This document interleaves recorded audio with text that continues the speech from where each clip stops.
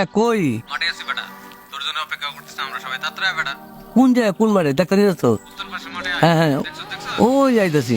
দেখছো? তাড়াতাড়ি আয় বেটা। এই যে ভাই, এই শোনেন শোনেন কি হয়েছে ভাই? শোনেন একটু।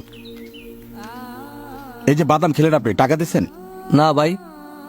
এই যে লোকটা 5 কেজি বাদাম কিনে আনলো, আপনার মতো যেই যায় একটা করে বাদাম নিয়ে যায়। একটা করে নিতে নিতে 1 কেজি বাদাম শেষ হয়ে যায়। লোকের থাকে 4 কেজি বাদাম। তবে লাভের গুড় যদি মাছেই খেয়ে ফেলে, তাহলে লোকটা কি করবে? ও যে সারাদিন কষ্ট করে বিক্রি করলো, তা শূন্য হয়ে গেল। ওই খাবে কি? ওর সংসার চলবে কিভাবে? সারাদিন যে ঘুরলো, ওর সব ফাঁকা হয়ে গেল। এটা কেন করলেন ভাই?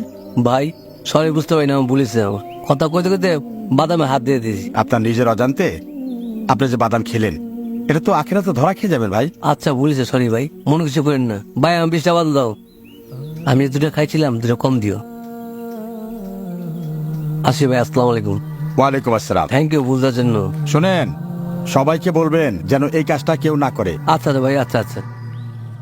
জেনে শুনে কাউকে কোনোদিন ঠকাবেন না, না হয় আপনাকেও একদিন ঠকতে হবে।